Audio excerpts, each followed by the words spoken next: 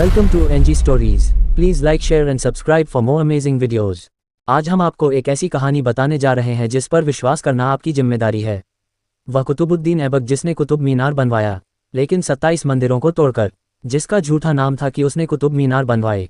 कुतुब मीनार तो विक्रमादित्य के समय में बनवाई गई थी, जो तारामंडल की स्थिति को बताता था। कुतुबुद्दीन ऐबक की मौत की झूठी कहानी जो आपको बताई जाती है। आइए हम सच बताते हैं। सुभ्रक, वह घोड़ा जिसने कुतुबुद्दीन ऐबक को मार डाला। वीर महाराणा प्रताप जी का चेतक सबको याद है, लेकिन शुभ्रक के बारे में शायद ही ज्यादा लोगों को मालूम होगा। जी हाँ, तो आज जानिए कहानी शुभ्रक की।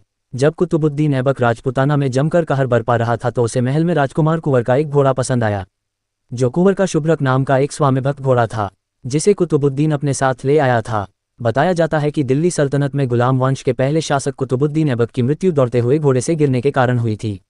लेकिन क्या ये सच में संभव है कि एक सेनापति जिसने 11 साल की उम्र से ही घोड़े की सवारी करनी शुरू कर दी थी और अनगिनत लड़ाइयां घोड़ों पर सवार होकर लड़ी, क्या वह दौड़ते हुए घोड़े से गिरकर मर सकता है?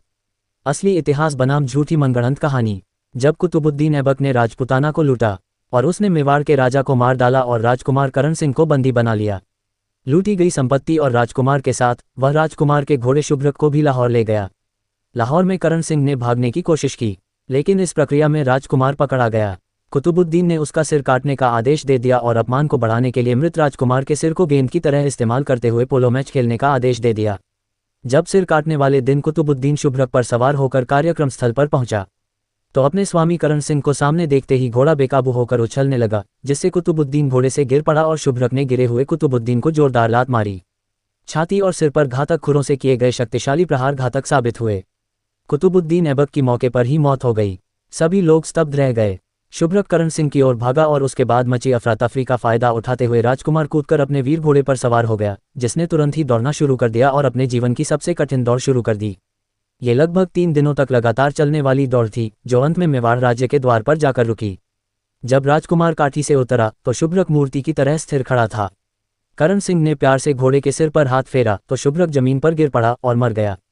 ऐसे वफादार घोड़े का इतिहास भारतीय भाषा में छोड़ दिया गया, जबकि प्राचीन फारसी पुस्तकों में ये घटना ऐबक ने कैसे दर्ज की थी। कैसे शक्तिशाली घोड़ा अपने मालिक को बचाने में सफल रहा और मरने से पहले उसे सुरक्षित उसके राज्य तक पहुंचाया। हमने चेतक के बारे में पढ़ा है, लेकिन शुभ्रक की कहानी वफादारी से परे है। इस तरह के तथ्य हमारी आधुनिक शिक्षा प्रणाली में कभी भी पाठ्यक्रम का हिस्सा नहीं बनते। हम में से ज्यादातर लोगों ने ये नाम भी नहीं सुना है। क्या हमने सुना है? यह इतिहास में दफन हो चुका है। अपनी महिमा को साझा करने का समय आ गया है। भारत के इतिहास में ये तथ्य हमें कहीं नहीं पढ़ाया जाता, ना ही इसके बारे में कोई चर्चा हमने कभी सुनी, क्योंकि वामपंथी और सेक्युलर लेखक ऐसी दुर्गति वाली मौत को बताने से हिचकिचाते हैं। वामपंथी इतिहासकारों ने हमारे गौरवपूर्ण इतिहास को तोड़ मरोड़ कर सच्चाई को छिपाकर बेइज्जती के साथ लिखकर देश की जनता के सामने परोसा है। जबकि फारसी की कई प्राचीन किताबों में कुतुबुद्दीन ऐबक की हुई मौत को इसी तरह से बताई गई है। कैसे एक घोड़ा अपनी स्वामी भक्ति के नाम पर अपनी जान को अपने स्वामी के लिए न्यौछावर कर देता है। नमन है स्वामी भक्त शुभ्रक को। ऐसे ही हमारे साथ जुड़े रहे और हमारा चैनल सब्सक्राइब करें। धन्यवाद।